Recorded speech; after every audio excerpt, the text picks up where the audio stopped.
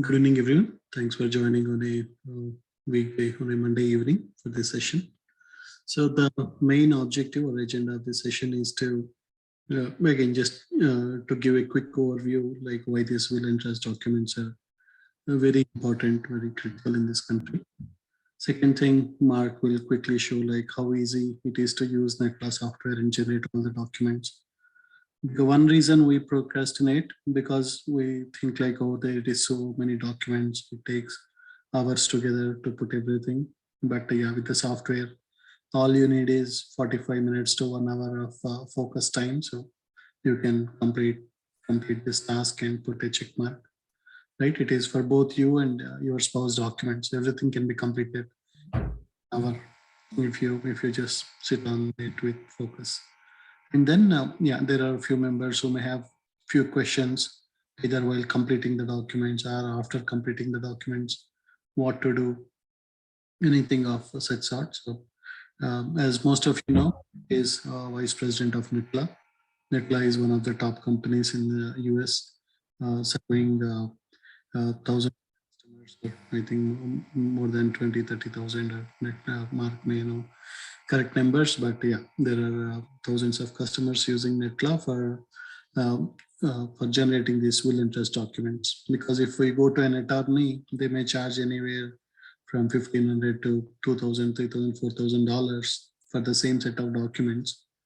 Whereas, right, with the NetLaw, with nearly 1/10 of that, we can complete all the documents and get them notarized, so they become legal documents. That is the best part, and you can modify it whenever you want.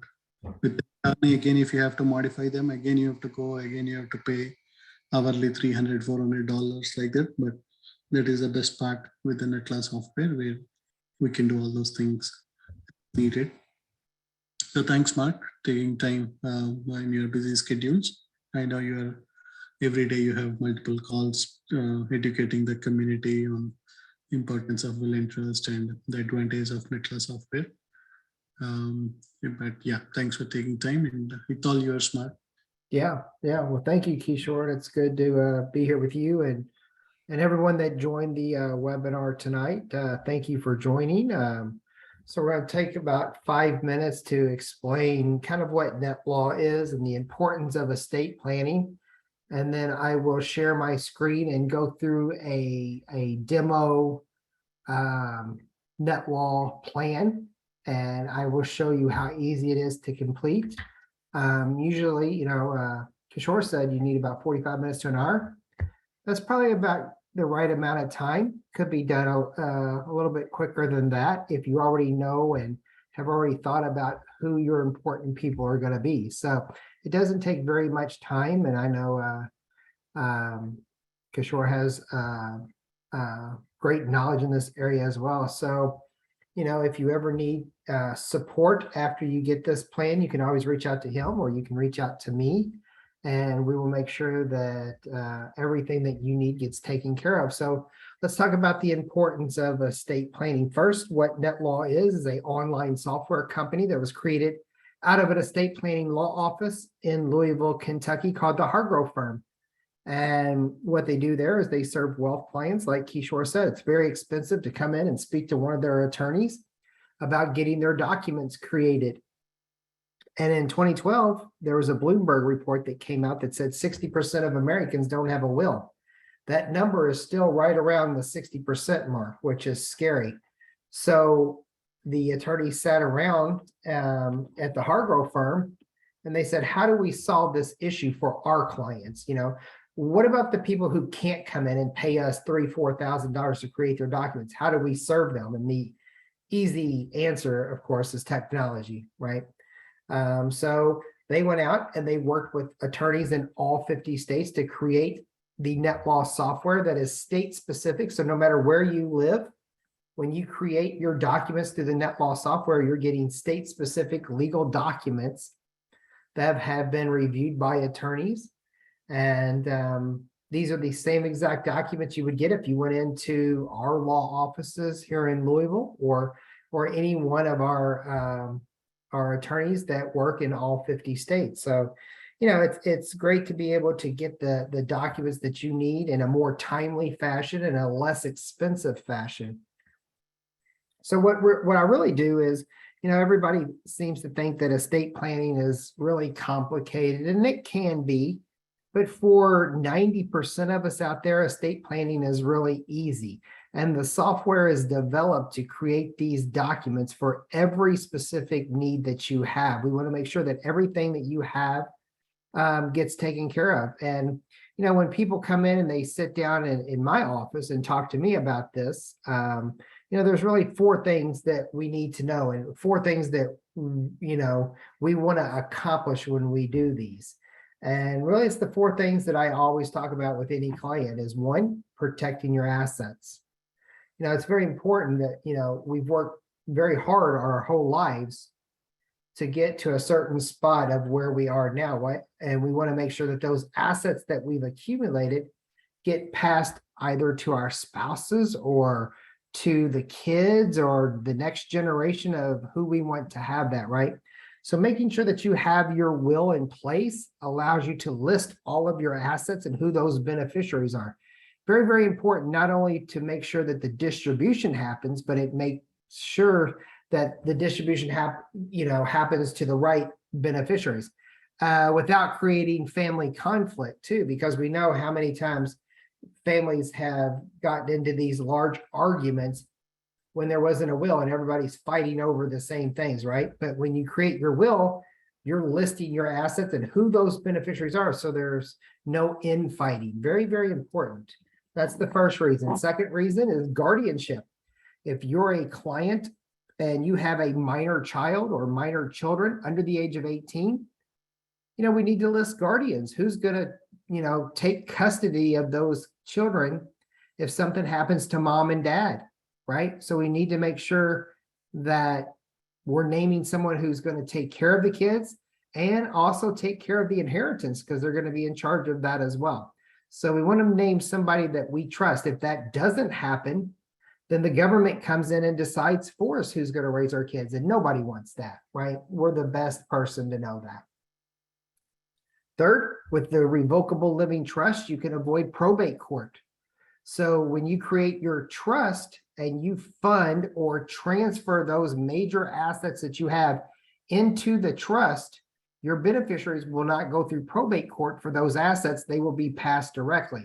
And we're talking major assets: home, cars, boats, vacation homes, usually anything that has a deed or a title attached. We want to make sure that those assets are in the name of the revocable living trust. And we have a funding instruction sheet that walks you through that on how to transfer those assets. And it's very easy to do. And lastly, the 4th thing that I talk about, and this is the last thing that I talk about with my clients, is the healthcare documents that you also acquire with a NetLaw purchase. And there's 3 healthcare documents: your healthcare surrogate, your HIPAA authorization, and your advance directive. All of these medical decisions are there to protect your medical choices. If you can't speak for yourself, who's going to speak for you? What about end of life decisions? Do you want to be kept alive as long as possible? Or, when it's time, and you just want to pass naturally, pain-free, of course. So we have all of these documents. There's 7 documents for each spouse included. The last one I'll briefly mention is your power of attorney. Of course, we all know what that is. Your financial power of attorney is naming someone to make your financial choices for you if you can't make them yourself. So you have 7 choices for you and 7 documents for your spouse. All of that is included in one NetLaw plan, and we have an online vault system where you can store all of your important documents. So, what's great is to know what these documents do, but it's so educational to know what happens if we don't have these documents, right? And that's kind of what I kind of focus those 4 things on is, here's what's going to happen if you don't have your will and trust in place. And it's kind of scary, right? We want to make sure that, when we pass away, the transition of our assets to our spouse and to our kids is very smoothly. We don't want them to end up in probate court, hiring an attorney, spending a lot of money to get the assets that they're rightly deserved. So making sure that you have your will and trust in place is very, very important. So that's kind of why you need NetLaw. That was kind of like a NetLaw 101 on, why you need NetLaw, what happens if you don't have it.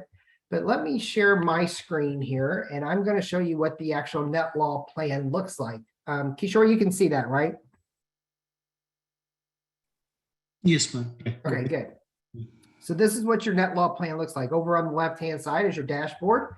You have your My Profile, Family and Contacts, your Smart Guide Interviews, and My Files. All four of these are going to play a major role. We're in the My Profile section right now. This is the beginning of your plan. And it's simply your profile. Of course, it means what it means, right? Your profile. Who are you? Of course, this is my fake account. So you just put in your first and last name, your full legal name. If you have a middle name, you're going to want to add that there. Male or female, and birthday. And then it's going to ask you where you live. Where do you live at? So and remember, we asked this because each document is state specific. So if you live in Kentucky, you're going to get Kentucky documents. If you live in Texas, you're going to get Texas documents, so on and so on and so on. So this page is very important because it's telling the software, what state do I pull these documents from so that they can create the right documents? If we ever need to mail you anything, is your shipping address the same as your residential address? That automatically takes us to family and contacts over here. It's the second line item here. And these are all the people who are going to play a role in your documents. Now, how do we add these people? Real simple. Down here in the bottom right is the little hand signal. And once you click that, you can choose. I'm going to put in my spouse, all my children, my parents, or others. Others is friends, cousins, anybody who's not your spouse or kids, right? Or parents. So you just simply put that in. What does it look like? Well, let's add one. How about a child? We'll put in a child here. And I'll put Lisa Smith, female, 1985. Child of current marriage. And you can choose here, child of current marriage, maybe a divorce or a stepchild, right? And then we hit finish. And there she is, right here, added. You want to list these people because these are all the people that you are going to choose when we create our documents. So when you're ready to create your documents, you just come over to the Smart Guide Interview, which is the third drop down here on the left-hand side. And we're going to create our plan. Last will plus living trust. That's what we want to click. That's what we want to click. And then remember, I said earlier that, one plan is for both spouses. Here's mine. Here's Donna's. Whose documents are you filling out? Well, because it has the check mark there. Then it takes you up and you're going to start answering the questions. Remember, this is a Q&A software. It asks a question and you answer it. There's always frequently asked questions over here on the right-hand side as to why you're filling in this page. Here's your executors. Who's in charge when you pass away? Who's going to handle everything? I can name one or more people here. Most people choose their spouse, but I can add Ashley here. And you can see both names now. If I want to take Ashley out, I simply just uncheck her. And she's gone. Hit next. You're always going to name successors or alternates. If the first person can't do it, you can name others to do it. And it's real simple. You have several choices. You can choose multiple people serving together. That means they have to decide together on one answer. Or you can choose multiple successors, each serving after each other. So one person after the next person, after the next person. One successor or none. I always like to keep it easy for these presentations, and you can name one person. Remember, how do you pick that person? You simply clicked on the box and you just choose from your list. Guardianship of minor children. I clicked Bob. If I wanted to add Ashley too, I could do that. Or I could take Bob out, right? And then again, successors. Here's your four options again. How do you want to do it?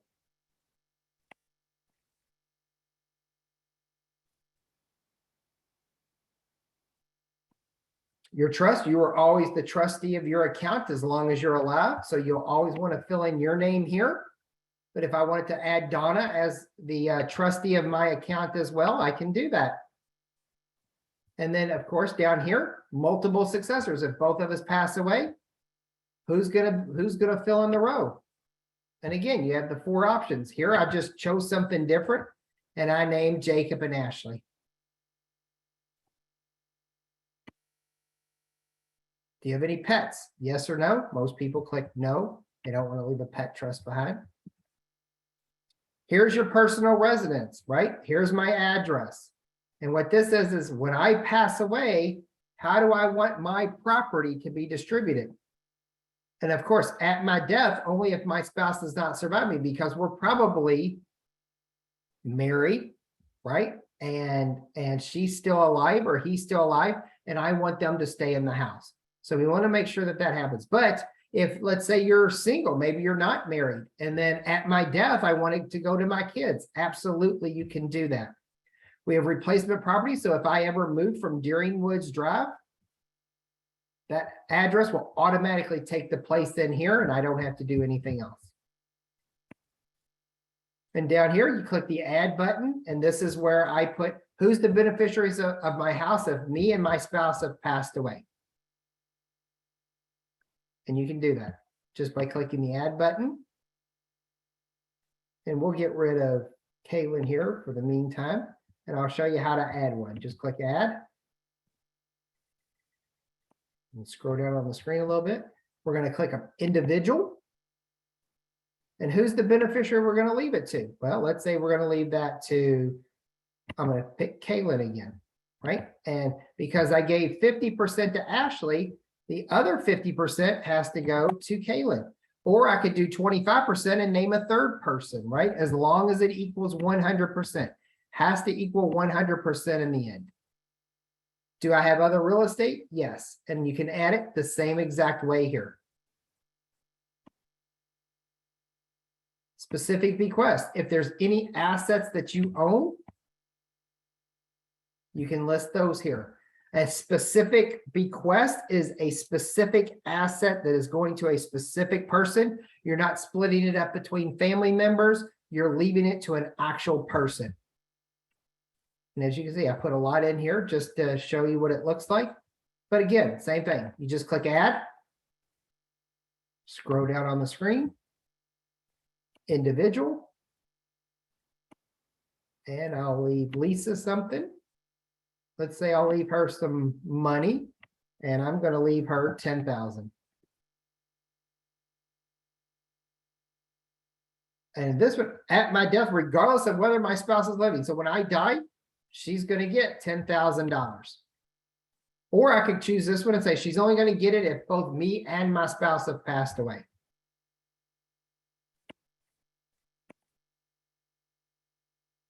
Everything else that I didn't list is going to go to my spouse if surviving, if not to my children, or I can leave the rest to my children or other people or charities. We have a children's share. If you have any children that you want to omit from your will, you can do that by clicking yes. Most people click no. And we have a descendants trust. If you have any children under the age of 18,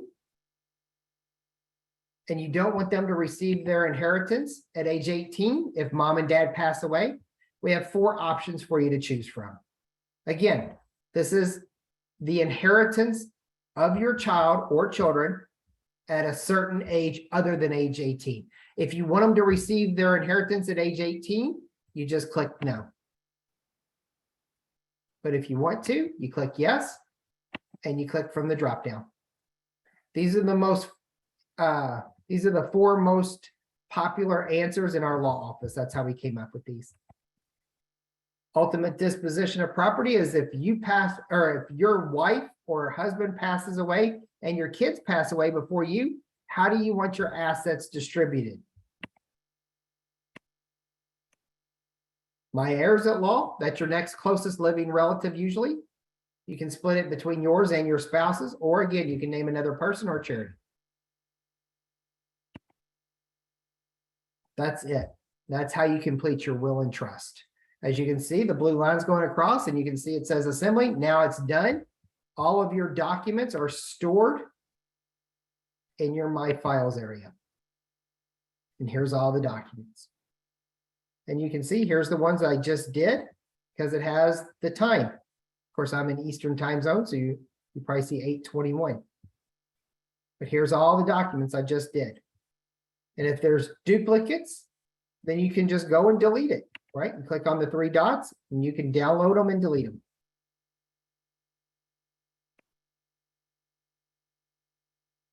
You go back to the Smart Guide interviews. You can create your healthcare documents and power of attorney. I'll stop there and see if there's any questions. Yeah, it seems there are a few questions. Let me unmute. Mr. Sridham. Yeah, can you hear me? Yeah, we can hear you. Please go Yeah, ahead. so one question is, initially when we started the whole document, so Mark said that based on the state, the documents will generate, right? So if we move to a different state, then again, we have to go through the process, creating the Absolutely. documents. Okay. Absolutely. It Yeah, is going to so- be state specific. Right. Yeah. So if you move from one state to another, you want to come back in and you'll go to your My Profile section up here, Okay. the left-hand side, and Okay. you'll just click next, go to the second page. Mhm. And this is where you'll put your address in. So if you're not in Kentucky anymore, say you moved to California, Okay. change this, the documents will update to California documents and you just run through them one more time. And because some states ask different questions than other states. So you want to make sure you have the most complete documents there is. Okay, got it. And another question I have was when I click on the living will plus living trust. So it asks the question like, do you need to create a joint revocable trust with my wife or not? Right. So coming to the same question here, like, will it be advantageous if I create it as separate, clicking on no? Well, it's totally up to you. Some people like to keep their stuff, right? Especially if you own a lot of property that does not have your spouse on the deed with you and you want to keep it separate, then you would do individual trust. But if you want to combine all of your property together, you can just do a joint trust. And that way the trust owns it for you and your spouse. So is there one way better than the other? No, it's just personal preference on what you and your spouse want to do. Okay, it doesn't matter like kind of if I move to a different state and if my wife stays Well, there's a back in lot the- of states that don't do joint trust. There's only about Okay, 11 trusts that do those. So no matter what, if I move from one state to another state, I have to get the new document. Correct. Okay, thank you. That's the question. Yes.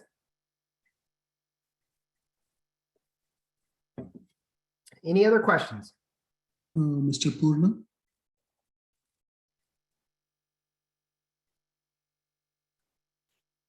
Hey, Purna.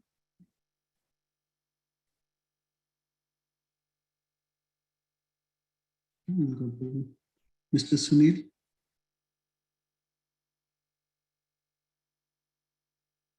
Yes, so Mark, you mentioned we can declare the cars and other properties to the living last will and living trust. So where do we need to add that stuff? Yeah, so Under you'll it. put it in the specific bequest in your will. So when Okay. you're going through that specific bequest, there's the property that you'll put in there. And then there's funding instruction sheets, and I'll show you where that is. It's right here in your My Files. And if you come down to your, let me scroll down here because I've got so many in here. Your revocable living trust, here's your funding instructions. That will walk you through how to fund those assets into your trust. Got you.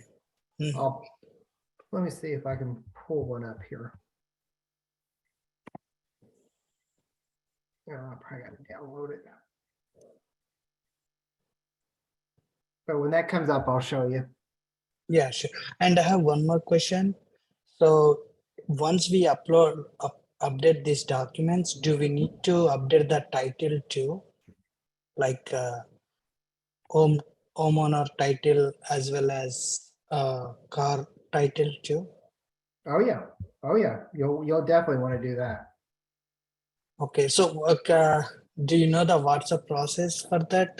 It depends on the state. Yeah, so and most people just fund their property in there. So here's the funding instruction sheet. Let me show you this before I forget it. But this is how you do it, and this is exactly what we're talking about right now. How do you fund like your property? Most people only fund their property into the trust, and what you would do is you would take your deed to your house that you have now, and you take a copy of your trust. And really, you probably want to take a copy of the certificate of trust. And you just go down to the county clerk's office and tell them that you want to put your property into the name of the trust. And they'll create a new deed for you in the name of the trust. That's funding the property over. Now the trust owns the property, not you as an individual. But remember when I said that you are always the trustee of your account for as long as you're alive. So you don't lose any authority or power. You can sell that house at any time. Okay, so Mark, that means if you're- the certificate means once we once we done with the notary, then you're gonna generate the certificate for these documents. Is that right? Yeah, the certificate of trust is actually one of the documents you're going to print out and get witnessed and notarized. Oh, that is going to be a certificate. Okay. Correct. Okay. Mark, if you're showing the document, we cannot see it. We can only see this. Oh, all right. Well, let me try this. How about that? Yeah, now we can see. Okay, so this is your funding instruction sheet. And you can find that in your My Files section. But it talks about all the important documents that you have and how to fund those into the trust. But I'll be honest, most I people- don't see this option under living trust section. Do we have this? I don't see on my end. Yeah, so you're gonna find the funding instruction sheets in your My Files where all your documents. No, I'm asking about that the funding, whatever you showed, it should be the same under the living trust section. No, No, it's going to be different. Yes, it's going to be found under the My Files. Once you create your documents, it's going to execute in your My Files. This fourth one over here on the left hand side. Okay. That's where you're going to find it. Okay. And also other question, like I gone through that video Kishore shared this morning. Right. So once I create the living trust and last will, I don't need to create last will for myself, right? If I create a living trust and last will with my spouse. Both spouses want to create their wills. If you're going to do a joint trust, you're only going to create one joint trust, but both spouses will have to create their wills. Oh, okay. Because yeah, I understood different way. Okay, thank you. Now, because remember, a trust is a whole separate document from the will. They're two separate documents. So everyone's going to create one will for themselves. Husband and wife both going to create a will. If you're lucky enough to be in a joint community property estate, you can create one trust for both of you. But most people will create two wills and two trusts. Two wills, two, okay. Okay. Yep. Thanks, Sunil. Yeah, that's it on my end. Thank you. Thank you, Kishore. Okay. JNANA, Gnana. Hi.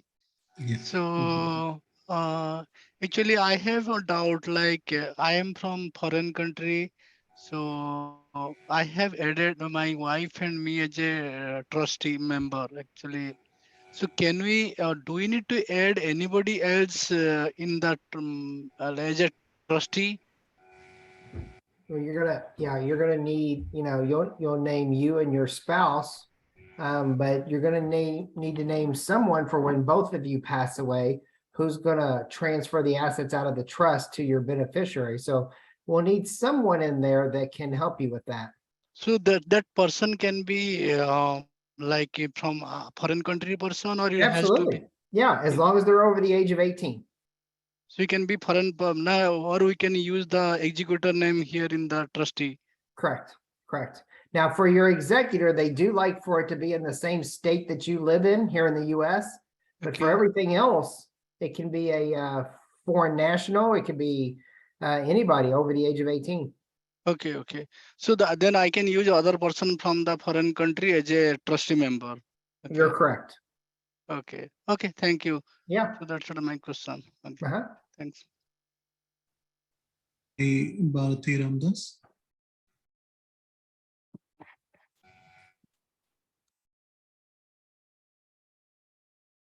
Hey, Bharati, can you please go ahead? We can't hear you if you're talking.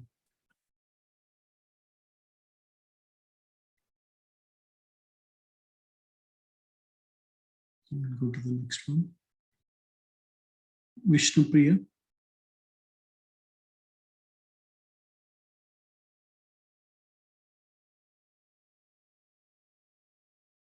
Hey, Vishnu Priya.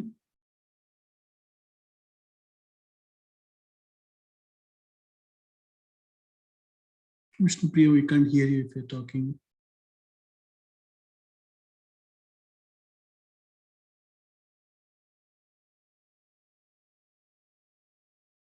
Mr. Shyam Sundar. Hey, Mark and Kishore, are you able to hear me?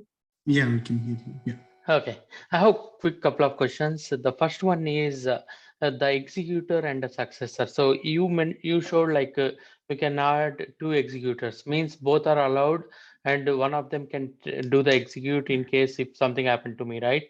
Yeah, yeah. So if one's not available, the other one can fill in, or both of them. If you choose both, though, remember they have to agree. Oh, okay. The second question is I can add an executor as my wife, and the second person maybe my sister or like my brother. I can add them into the successor. Means my wife is the first one, and the next successor is going to be the second one, right? Correct. If my wife is not available. You're correct. And is the successor can be a different state or within the state? Is there any problem if it is in different state? Well, your main person probably needs to be in the same state, but yeah, your successors can be outside of the state.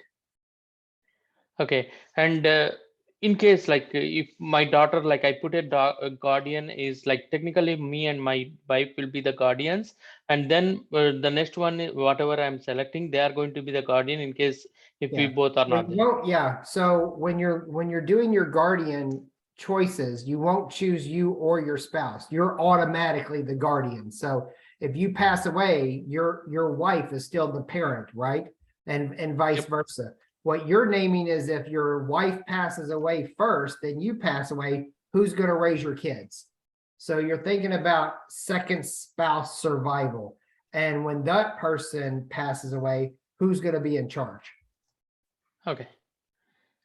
And last question is coming back to the same topic, like you mentioned, like funds, like recoverable living trust funding instructions. Uh-huh. So I need like based on I see personal property, real property, and bank and brokerage. So I need to like once I get this this living trust and last will. Once I get this like notarized and everything made as official, I need to send these copies to the appropriate like bank accounts or like banks and Right. real estate to make the change. Yeah, you can. Just remember that anything that has a named beneficiary on it will avoid probate automatically. So like a life insurance policy or a 401k, those have named beneficiaries on there. So if something happens to you, those will pass to your beneficiaries right away without probate court. But what we're talking about is when we talk about funding the trust, we're talking major assets that doesn't have a named beneficiary on there. You can put those in there, absolutely. You can do that if you want. I did mine that way. But a lot of people choose not to because it's going to pass automatically. But just remember that, you know, for the items that don't have a named beneficiary, like your house or your boats, vacation homes, businesses, stuff like that. Yeah, those need to be transferred over 100%. Oh, okay, sure.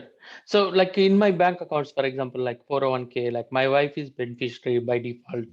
So in case if something both happen, like both something happened to both of us, so in that case, like that third beneficiary is not there. So in that case, do I need to like make banks aware, like who is my successor, like You that, can, or? yeah, you can do that, or you can name, you know, alternate beneficiaries in the policies, like life insurance, you can name a main beneficiary, and then if that person's no longer, you know, you can name other people as well.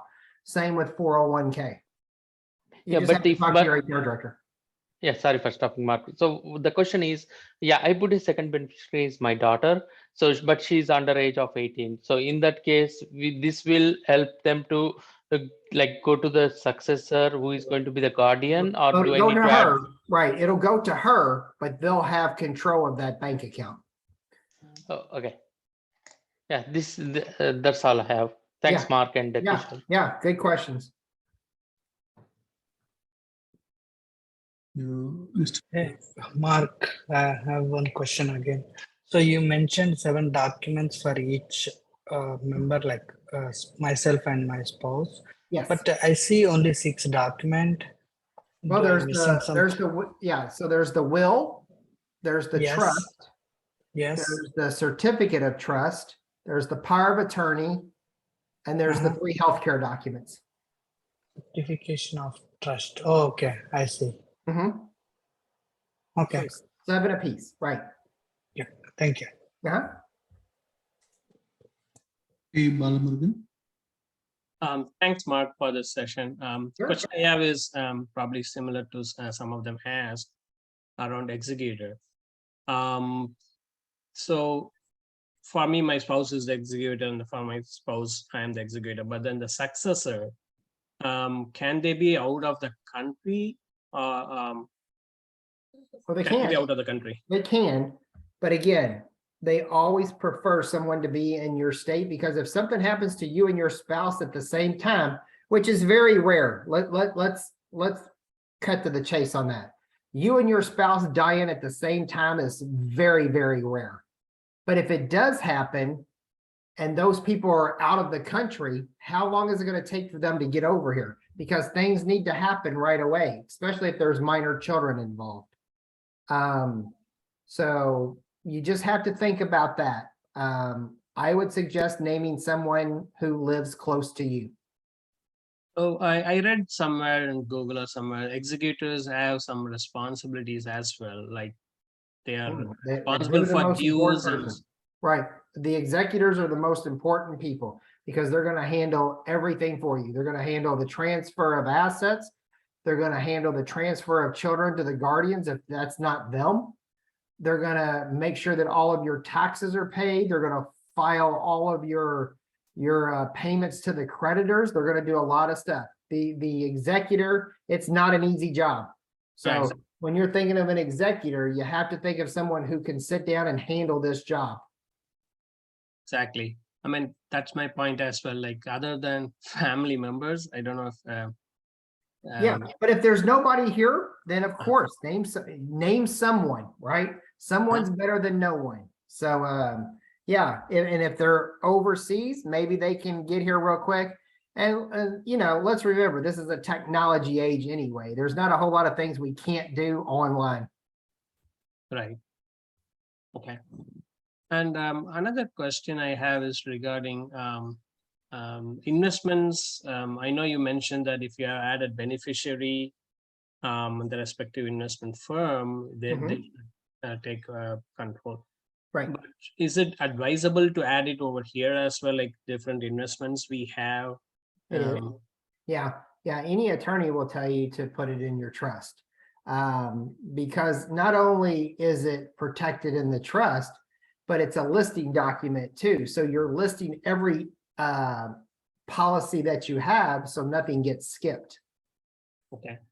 And the last and final question is, once this is created, how do anyone know that I have a will? You tell them. You tell them. That's the big thing, is a lot of people will, you know, and you'll be surprised how many calls we get that a family member found their mom and dad's will 3-4 years later after they passed away. It was in a box that nobody went through because they didn't want to tell them, because they didn't want people fighting over their decisions, right? But you tell them, hey, if anything happens to me, here's where you find my will and trust. So you can scan it back in and save it in your NetLaw plan. That's your digital copy, and you have your hard copy because you printed it out and took it and got it witnessed and notarized. Keep that in a bank safety deposit or somewhere where someone's going to find it. Let someone know, especially your executors. That's probably that's the person who's going to need it the most. So is this even registered in some like federal location, centralized location that anybody can like having the authority to go look Yeah, at? not Social anymore. No, Security that's, if I have you will used or to not? have to do that. Yeah, you used to have to do that a long time ago, but you know, the way that you make this a legal document is printing it out and getting it witnessed and notarized. Once you do that, it's a legal document. Now, they will, when you do the deed transfers, those documents will be filed by the county clerk's office for you at the Hall of Records. So when you do what, sir? I missed your. Your deed transfers, when you're putting your house into the name of the trust and you go down to the county clerk's office to do that, they'll file it for you. Okay. Okay. Thanks so much, Mark. Thanks, Thank Kishore. you. Yeah, thank you. Hey, Mr. Naveen. Hi, Mark. Good evening, and Hi. thanks for going over all these details. This is very helpful for us. Good. I'm glad this. I'm always worried that when I start talking, people are going, "We don't know what you're talking about," but Yeah. it seems like everybody's getting it, so I'm happy. Yeah. Couple of questions. First thing is, as few people pointed out, so do we have to specify each and every investment account that we may have in the list? Yeah, right. So you don't have to, but I will always suggest to you that you do, because not only do you have your policies and you probably have them in a safety deposit box or something like that, but it's also good to have them listed in your will as a checkoff, right? So what your executor is going through, they can make sure that everything got checked off and everything got transferred over to the beneficiaries. And my another question is, let's say, for example, let's take an example of multiple IRA accounts or a 401k.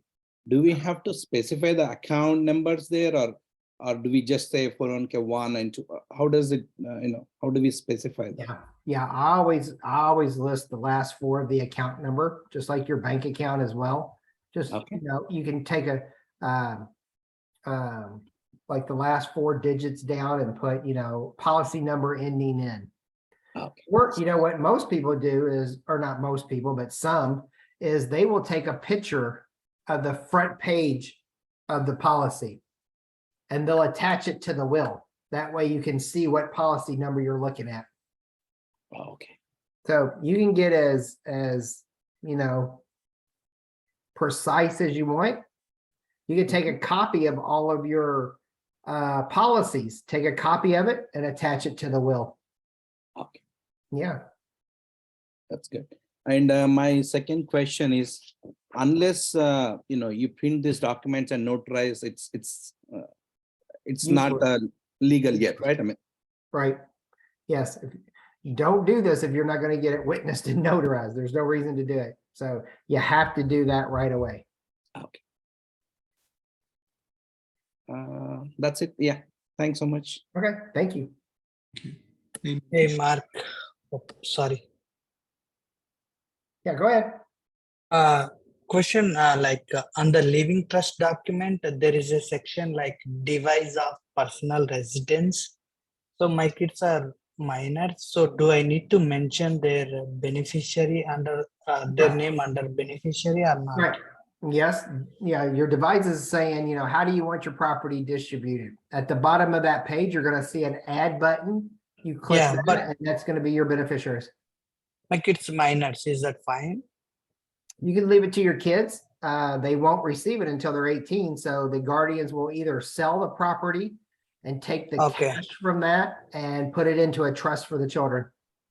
Got you. Okay. Yeah. Thank you. Mr. Manish. Thank you, Kishore and Mark. Thanks for doing this. A few basic questions. One is like, does this trust name have to be unique?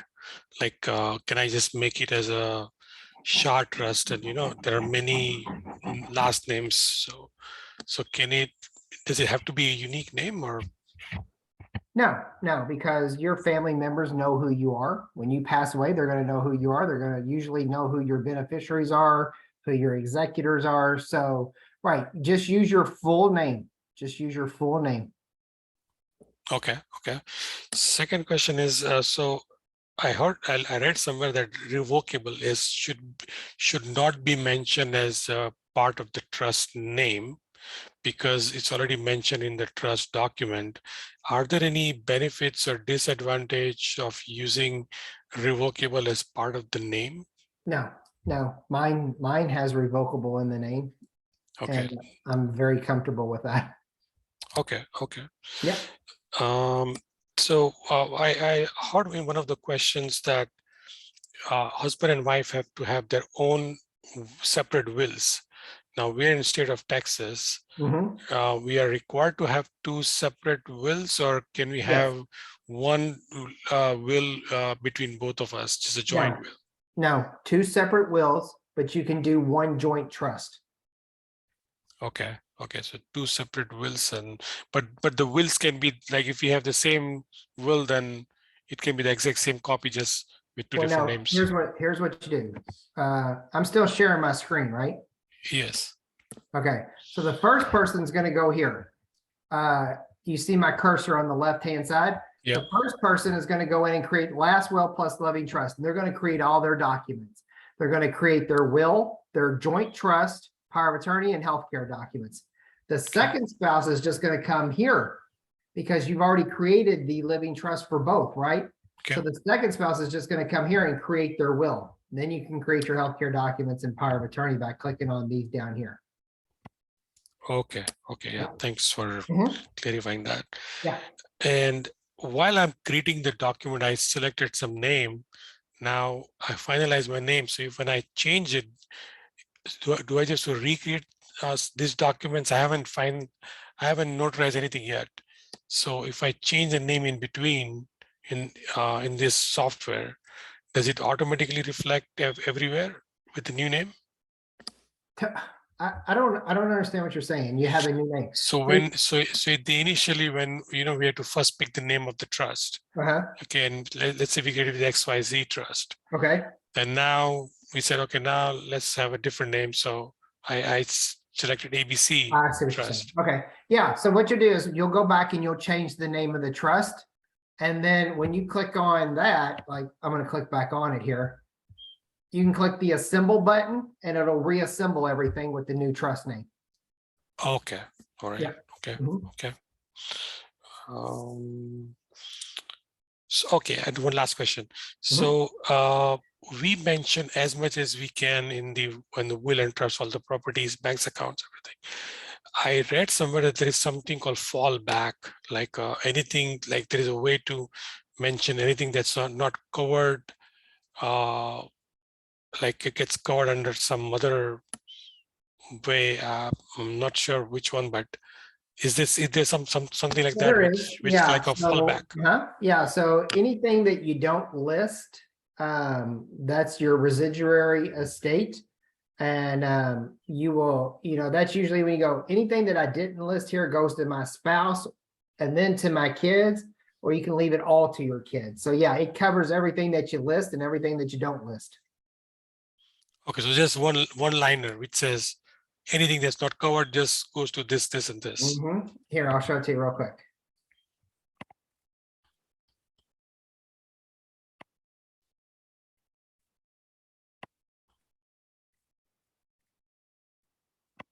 There's your options. All to my spouse is surviving, if not to my children, or all to my children, or you can name someone or a charity. Your disposition of residuary estate. That means everything that you didn't list in your specific bequest. So that'll cover everything that you have. So basically, if I forgot to mention one bank account, it will Yeah, be covered yeah. under this. And you can see that here. What does it say? It's the remaining to be distributed pursuant to will and trust after debt and taxes. Everything that you didn't list. Okay, got it. Thank you. Yeah. Thank you so much. Appreciate it. Mr. Ramakrishna Raju. Hey Raju, we can't hear you if you're talking. Yeah. Hi, Kishore. Can you hear me? Yeah, we can. Yeah. Okay. please. Yeah. Hi, Mark. Hey, sir. I have a question on successor executors. Okay. Actually, I have added 8 family members. And when I come to the successor guardian options tab, I chose multiple successor, each serving after the other. Okay. Then it's asking me to add all the successor guardians. So I'm able to add 4, but after that, it's not allowing me to add the remaining 4 Yeah. successors. Are the remaining 4 under the age of 18? Yes. That's why you have to be over the age of 18 to play a role in these documents. Oh, okay. Yep. So actually, I watched video and I've submitted the will before the session. So can I go and make any changes now? Yeah, you can change it at any time. Okay, thank you. All right, Kishore, I got about 3 minutes and then I have a 9 o'clock webinar. Sure. Hey, Mr. Ramesh.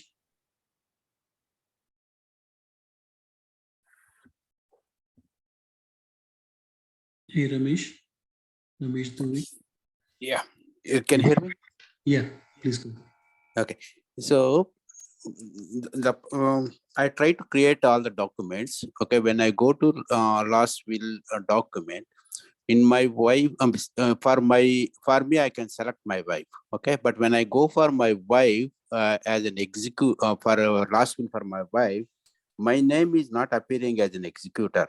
It is coming with the numbers, some digits. I don't understand that. So right here, My name. yeah, here's what happened. Yeah. This happens all the time. When you go back, make sure your full legal name isn't filled in. Go back and fill that in. Sorry, I didn't understand. Sorry, one more time, Right. please. So go back to my profile. See up here in the left-hand corner here? In your plan? Okay. Click on my profile and your full legal name will not be filled in. Fill that in and then the numbers will go away and your name will be there. Oh, okay. So that's Yep. so simple. Okay. Okay, Yep, thank that you. happens all the time. That happens all the time. Yeah. Okay, I appreciate that. Thanks. Yeah, you're welcome. If that don't work, let Kishore know and we'll take a look at it. Definitely. Thank you. I'll take one. Yeah, one more. Yeah. Hey, Mr. Sanjay, come on.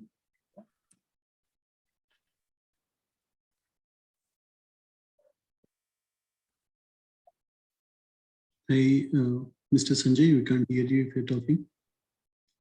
Can you unmute? Hello, can you hear us? Yes, Yes. yeah. Okay, a quick question. I know it's towards the end. Thanks for your time, Mr. Mark and Kishore. So the device of personal residence means it pertains to the house we live in, right? Correct. It's your property and how it's going to be distributed upon your death. Okay. Number 2, we don't have any pets. So we leave blank in that all the Yeah. papers on the blank, or we have to write none or No. something? No, just don't fill anything out. Just don't. Okay. And so after we get these documents printed and notarized and witnessed, do we have to submit this document somewhere in some office or just keep them at home? Now, once they're witnessed and notarized, they're legal documents. What I suggest is you come back and you scan those documents and upload them into your My Files section. So your My Files is right here on the left-hand side as well. And at the bottom right here, you have this plus sign. You can click on that and you can create a folder. I created a tax folder in mine. So this is where I can store all of my tax documents. But you can create a folder for anything, your estate planning documents, pictures, videos, you know, anything that you need a specific folder for to keep all of your important documents here in one place. So that's how you do it. You click the upload file button and you just scroll it on over into that folder, just like anything else. but we don't have to deposit it at some attorney office or some government office. You do not. We just keep it with Yeah. a hard copy somewhere in our home. Correct. And we can give a copy to the executors maybe, right? Absolutely. Yeah. Your copies are valid in a court of law. So if somebody doesn't have the originals, that's okay. A copy will do. Okay. And how does these things work out? Like me and my wife would be like each other's executors, but suppose in like unlikely event of you both not available, then how are the successor executors contacted? Like it's just a name, Mr. Smith, Sugarland. How can you find Smith in Sugarland? Yeah, you're going to let them know that you're the executors. If something happens to us, you're going to be the executors. And that's why I always say it's important for them to have a copy of your will if anything happens, or at least know how to get a copy of it. And, you know, it's always going to be someone, you know, your executors are going to be someone very close to you. So if you die, they're going to know. They're going to know. Mm-hmm. And they're going to be able to take over from there. But just make sure that they have a copy or they know how to get a copy of your documents. Okay, so the initiative has to be on the successor executors. Nobody from the attorney office or nobody county would be contacting because we them. wouldn't know. Yeah, to be honest, if you died tomorrow, I would not know unless Kishore told me. Okay, so the successor executors, they have to contact and find out what is to be done next. Yeah, they can always call us. Once they get started, if they need help, they can call us and ask us what to do. And the only thing for the house thing, if you make a joint, me and my wife make the joint irrevocable trust for the house, only that document has to be going to the county office. Correct. Nothing else, right? Nothing else. Just the deed that you have now and your trust document. But that is it fine? All right, Kishore, I've got to drop off. I've got another webinar that starts in 2 minutes. Like Sure. is it? Hello? Yeah, right. As Yeah. Mark got another meeting, Mark will be leaving now. But yeah, thanks, Mark, for taking time. Thank you. Yeah, and I pasted my email address and also NetLaw supports team email address. So in case, right, first thing is watch that 15 to 20-minute video, which shows step-by-step process, how to complete all the documents. And still, if you have any questions, you can send a mail to me and support, so that yeah, if it is something which I already encountered, I'll answer it. Otherwise, the support team, right, either Mark or somebody from his team will clarify your questions. They will respond to you. And, yeah, and make sure, right, try to complete the documents. Don't again delay for a few more weeks. It, as Mark said, it maximum takes 45 minutes to 1 hour to complete all the documents for you and your spouse. And we'll be having these type of meetings every 2 to 3 weeks once, so that again, if you still have any other questions which may not be handled, or if you want to make future changes or whatever it is, you can get the clarifications for all such type of things. There is no deadline to use the code and create the documents, but it is always better, right? Though you bought it for a purpose, so again, don't delay to create them. You just click on it, start the documents.